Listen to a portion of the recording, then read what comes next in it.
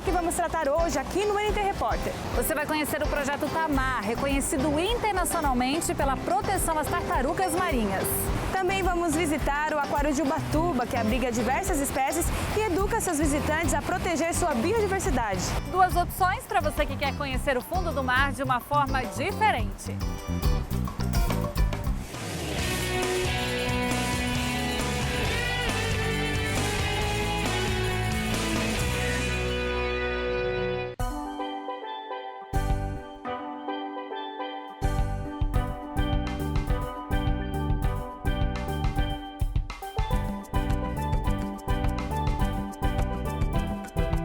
Estou agora aqui no Aquário de Ubatuba, no litoral paulista, que foi fundado em 96 e abriga hoje cerca de 120 espécies de diferentes animais marinhos. Para você é uma ótima opção que está de férias e quer um lugar diferente para conhecer. Vamos lá então?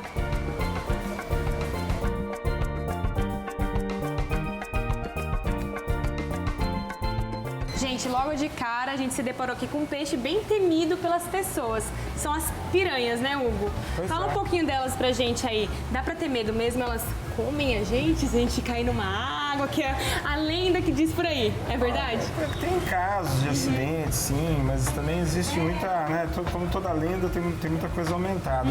As piranhas na natureza são extremamente importantes, elas fazem um controle, né, biológico, inclusive das espécies dos animais que estão doentes, né? Já estiveram, inclusive, com um sério problema de desequilíbrio em alguns rios, mas hoje a região do Pantanal, a Amazônia, que tem, né, o bacia do Paraná e do Amazonas, que tem maior concentração, e a gente tenta mostrar aqui que elas são importantes, não devem ser temidas, são respeitadas. Né? E é um peixe de água doce? É, são peixes de água doce, né? Caracteristicamente aqui da América do Sul.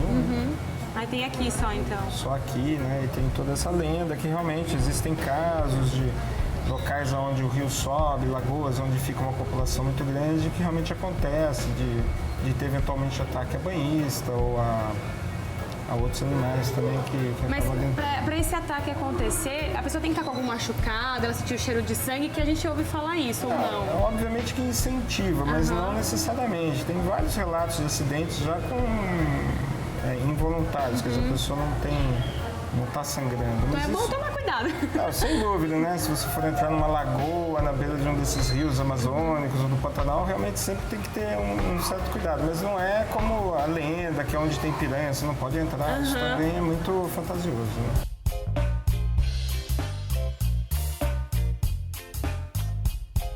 Gente, olha só que espécie diferente. A gente está aqui no Costão Rochoso, é isso, né, Hugo? É. O que são essas figurinhas aqui se mexendo? Parece uma rocha. Na verdade a gente tenta, ao montar a exposição do aquário, retratar os ambientes. Então o Costão Rochoso, que é um ambiente que tem muito aqui no litoral, né, essas pedras que chegam no mar, são banhadas pelas ondas, elas têm uma série de animais que vivem. Um desses, que é muito interessante, é um parente da estrela do mar, né? Um equinodermo, que a gente chama, é o pepino. É o pepino esse. Pepino do mar, né? Ele tem os pés, né, como uma estrela e que ele consegue se grudar nas rochas, né? Aqui no vidro, no caso, ele está se grudando como se estivesse se grudando numa pedra. E ele se alimenta, né, dos detritos, dos restos orgânicos que tem na areia e de algum material, às vezes, que tem em suspensão, que ele tem a capacidade de filtrar. É como se fosse um aspiradorzinho, assim. Exatamente. Ele vai limpando o fundo, vai limpando o tanque. É até um animal legal de deixar no aquário, porque ele, junto com os peixes e outros animais, ele acaba ajudando o equilíbrio da água. Gente, olha só. A gente chegou aqui no tanque das moreias. Parece uma cobra, mas é uma espécie de peixe, né, Hugo? São peixes.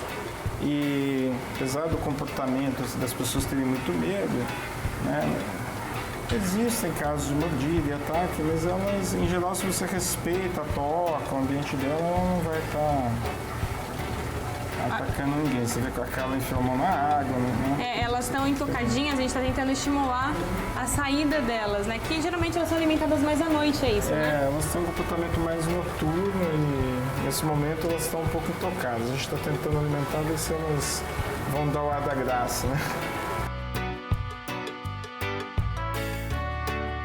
Gente, a gente chegou no tanque agora que tem cavalo marinho. Olha que bonitinho o tamanhozinho dele. Eles são sempre pequenininhos assim, Hugo? Tem algumas espécies que atingem um tamanho maior, né? Mas geral, eles não passam aí de uns 15 centímetros, no máximo os maiores exemplares 20, né?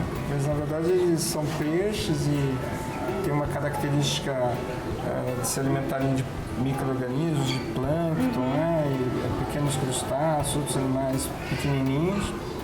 Em geral, eles têm esse rabinho enrolado que é para poder se prender nas algas, nas pedras, para justamente ficar fácil ele se manter no lugar, né? Já que eles não têm uma grande capacidade de natação. Quando você vê um cavalo marinho nadando, você vê que ele nada bem devagar. Em geral, eles ficam em lugares mais calmos, né? Se alimentando e prendem o rabinho nas algas. São espertos, né? Ficam só paradinhos esperando chegar a comida e se alimentam. Eles têm uma vida bem calminha. Tem gente que tem cavalo marinho em casa, em aquário, né? É comum isso? É comum, tem que, assim, um conselho, né? É ideal que sejam aquaristas com um pouco mais de experiência, porque o cavalo marinho ele necessita de alimento vivo, né? Dá até para acostumar ele com outros alimentos, mas tem uma etapa que ele precisa comer artêmias, pequenos crustáceos. Então é importante que quem quiser ter um cavalo marinho em casa saiba, primeiro, da origem, porque eles estão ameaçados de extinção. Né? Ter certeza Isso é importante, né? É muito importante. Hoje já tem empresas que estão criando, cultivando o cavalo marinho para a indústria de aquarismo, então o ideal é que seja o cavalo marinho cultivado e não extraído da natureza. E segundo, que esteja muito claro como ele vai conseguir o alimento para alimentar o cavalo, porque não é um alimento, não é uma ração que você vai jogar no cavalo. Então tem que ter consciência, né, gente? Não dá pra ter em casa de qualquer jeito também não. Principalmente por ser um animal que está em ameaçado de extinção. Exatamente. Muito bonitinho. Esse aqui é o peixe-pedra, né? Olha, dá pra ver que ele realmente parece uma pedra, uma rocha. Por que ele fica assim? É uma estratégia que ele usa, né, para poder tanto se esconder de eventuais predadores, quanto também para capturar as presas. Então ele se mimetiza com o fundo, né? Às vezes ele fica da cor da pedra. Camufla, né? Se camufla, né? A gente acha que o homem é que é o grande inventor, mas ele só copia as coisas da natureza, né? Quando a gente vê uma camuflagem, é só observar alguns animais que eles têm camuflagens muito mais perfeitas, né? Agora esse é um peixe que é um pouco perigoso, né? Pra quem tá no mar, pisar em cima, porque ele tem veneno, né? Ele é conhecido pelos caiçaras aqui como mamangá, né? Ele tem um veneno que tem uma... Na verdade, tem um espinho com uma glândula de veneno que, no caso da pessoa pisar ou pegar com a mão desavisadamente, né, ela vai sofrer bastante dor, né? Machuca, né? Machuca, é conhecido como um acidente bem doloroso. Chegamos agora no tanque onde tem os animais mais temidos do mar. Pelo menos alguns deles, né? A gente tem tubarões, gente, aqui, raias também, baiacu. Olha aqui um passando bem agora, ó. Tubarões são realmente os maiores predadores do mar, né? Dividem com as orcas, né, esse título de grandes predadores marinhos. E a gente tenta aqui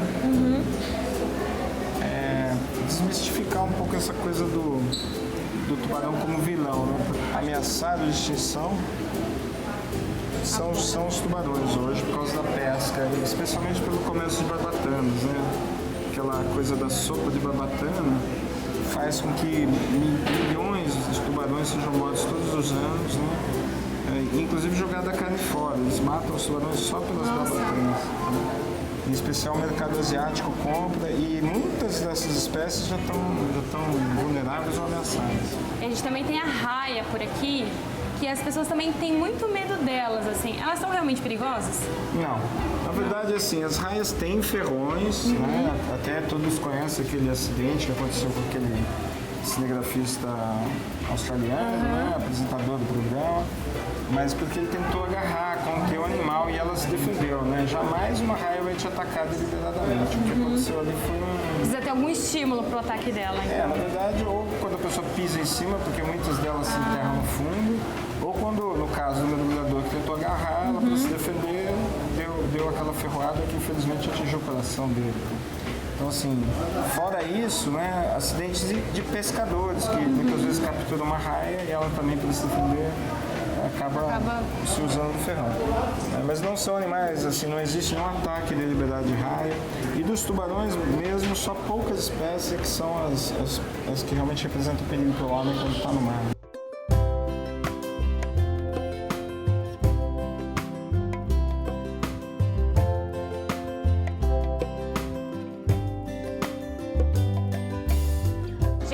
olha só essa movimentação aqui. Isso tudo porque a gente acabou de chegar no tanque dos pinguins. Eles vão ser alimentados daqui a pouco e quem está aqui, quem vem participar aqui dessa parte, pode também alimentar os pinguins. É isso que a gente vai acompanhar agora. A bióloga está explicando mais ou menos um pouco da rotina desses animais e todo mundo que passa por aqui tem essa palestra e em seguida elas vão passar pela experiência de alimentar um pinguim. E a gente vai fazer isso já já. Olha só.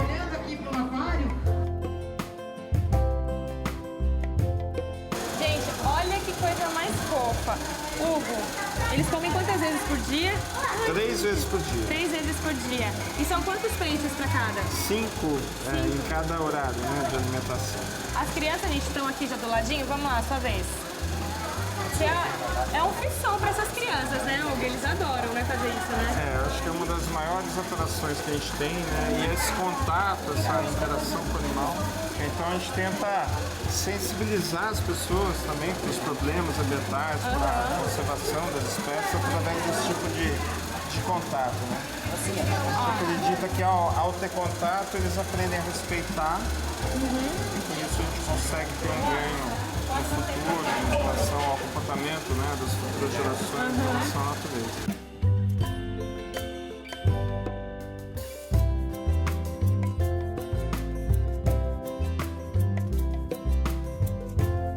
Olha, gente, que coisa mais linda.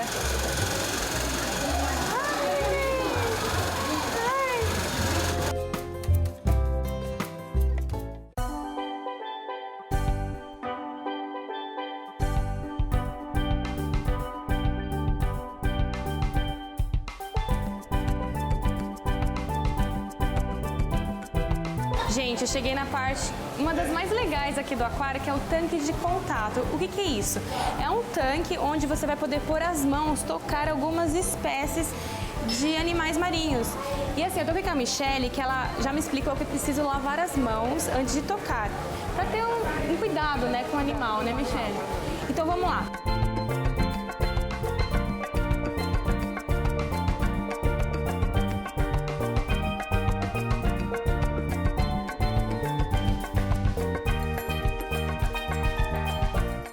Ó, dá pra sentir todas essas bolinhas dela, assim. São os espinhos, São os ela tem um espinhos espinho dela. mais arredondado que o ouriço. Que não o ouriço machuca, é né, mais esse? pontiagudo. Ai, muito gostosinho. Essa aqui é o quê? Essa é a lagosta sapateira. Esse aqui é um ouriço Esse é o ouriço da areia. de areia. Ele machuca?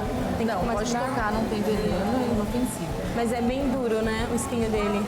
É diferente da estrela, né? É. O pepino do mar também ele tem espinhos, mas é bem mais suave o espinho. A gente nem sente quase. É, esse aqui se fizer em cima machuca, né? É bem firmezinho. Machuca porque acaba quebrando os espinhos e a gente acaba se machucando. E machuca o animal também. Esse é o pepininho, né? Isso. Ah, ele é mole. É bem molinho, a gente quase não sente os espinhos, mas ele tem espinho. Bem molinho. Muito legal. Vale a pena.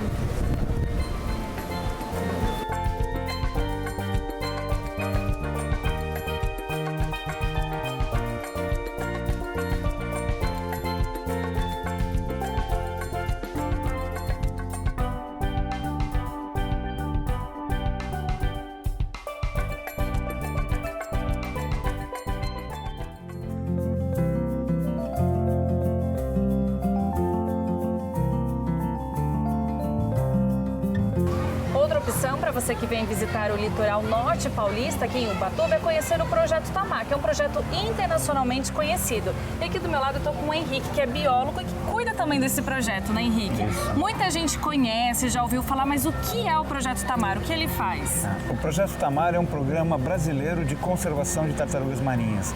Ele foi criado em 1980 aqui no Brasil, para proteger 5 espécies de tartarugas marinhas que existem no Brasil, todas elas ameaçadas de extinção. O foco do Tamar sempre, desde o início, foi proteger as tartarugas das ameaças que tem com a interação humana, principalmente. Então as pessoas pensam ali em proteger o filhotinho, para o caranguejo não comer, mas não é isso que o tamar faz.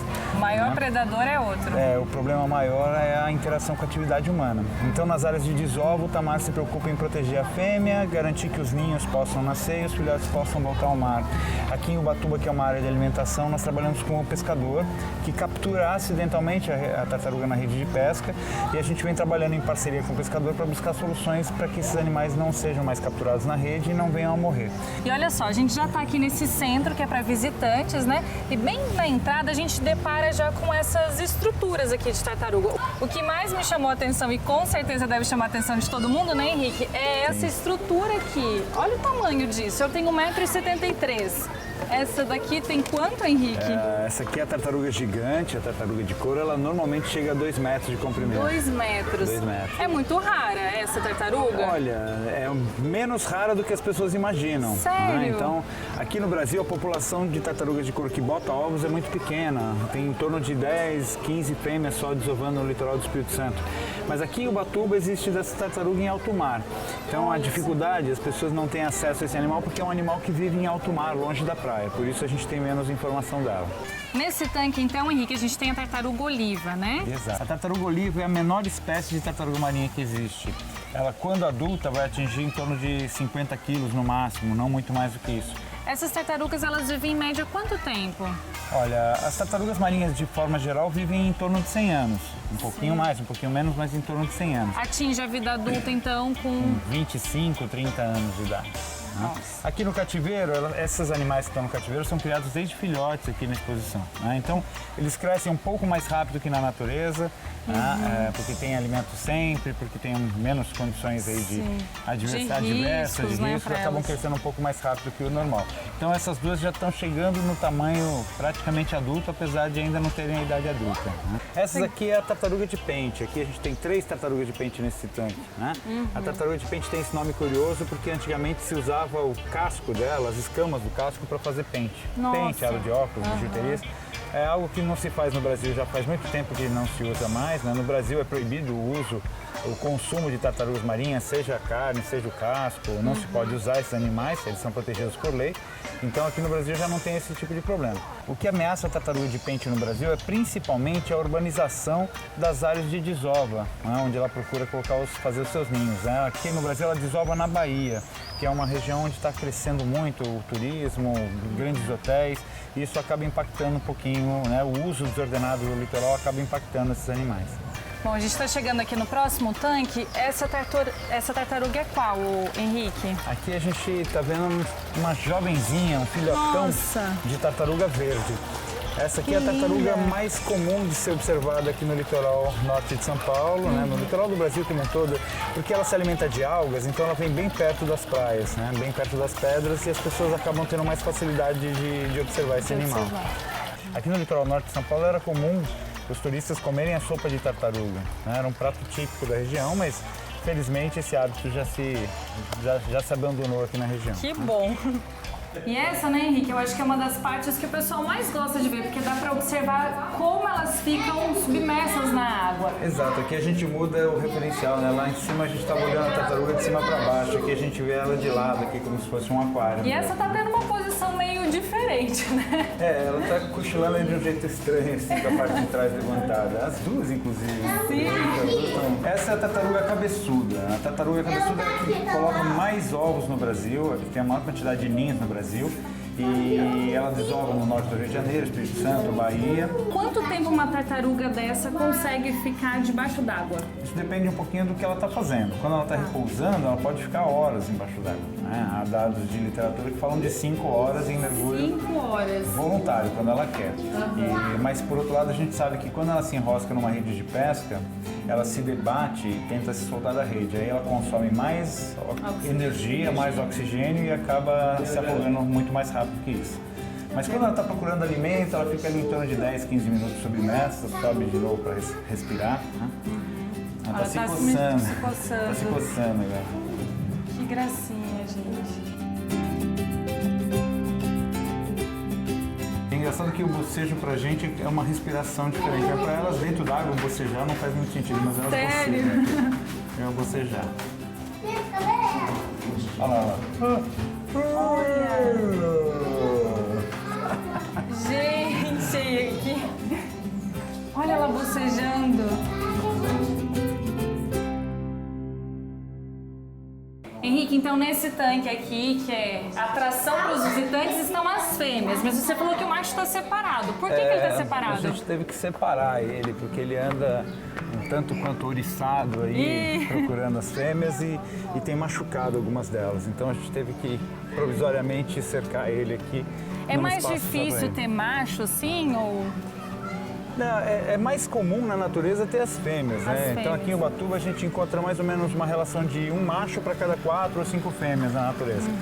Aqui no tanque também é mais ou menos essa relação.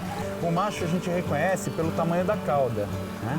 A cauda é bem longa, que é onde tem o órgão copulador dele. As unhas também são bem... Nossa, isso aqui é novidade para mim, uma unha na nadadeira. A unha o macho usa para se segurar, se fixar na fêmea durante a cópula. Então essas são as características que distinguem o macho e uma fêmea, mas só quando a tartaruga é adulta. Quando elas são jovenzinhas a gente não consegue perceber essa diferença. Exatamente. Qual que é a principal ameaça às tartarugas marinhas? A principal ameaça no mundo todo é a captura acidental na pesca. A gente faz questão de ressaltar que é acidental, porque aqui no Brasil não existe o interesse do pescador de capturar a tartaruga. Então, ele coloca a rede para pegar o peixe e acidentalmente a tartaruga se enrosca e acaba morrendo afogada. Então, o trabalho que é feito com o pescador é um trabalho de parceria, de buscar uma solução conjunta. A partir do conhecimento que o pescador tem da pesca e o conhecimento que o Tamar vem armazenando nesses anos, a gente está tentando juntar isso e buscar uma solução que permita que o pescador continue pescando, diminuindo a captura e a mortalidade das tartarugas. Ainda não tem essa solução? Nós temos uma ideia aqui em Ubatuba que parece que vai funcionar muito bem. Você já pode adiantar para a gente o que seria? A gente pode conversar ali no setor da pesca, mas eu posso adiantar que tem a ver com o comportamento das tartarugas. A tartaruga verde, eu cheguei a comentar, ela come algas e ela passa o dia nadando. E de noite ela descansa nas pedras. Então nós fizemos um experimento para ver que horas que a tartaruga cai na rede. E a grande maioria das tartarugas cai na rede de dia. À noite elas quase não caem na rede porque estão repousando junto das pedras. O inverso disso é que a maior parte dos peixes que interessam para o pescador são capturados à noite. Então a gente começou a conversar agora com os pescadores, tentando sugerir, vivendo a possibilidade de que eles coloquem as redes só durante a noite. Olha! Seria uma forma de continuar produzindo o pescado, capturando o pescado e minimizando a mortalidade de tartarugas. Tomara que dê certo, né? Tomara que dê certo.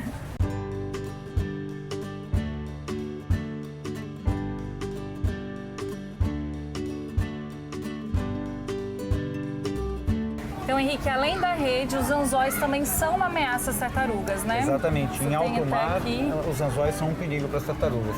Os espinhéis, que são barcos de pesca grandes, industriais, usam esse anzol aqui em formato da letra J para pescar atuns e tubarões, peixes muito grandes. A tartaruga acidentalmente engole isso com a isca e acaba ficando presa pelo esôfago. Isso machuca muito a tartaruga e ela acaba vindo a morrer. Já esse anzol que nós propusemos para os pescadores é um anzol circular. Ele é mais gordinho e tem a fisga virada para dentro. A tartaruga pega na isca, mas fica presa pela boca. E aí o pescador consegue soltar o anzol sem prejuízo para a tartaruga. Fica uma leve feridinha, mas para a tartaruga não é nada e logo cicatriza e ela fica bem.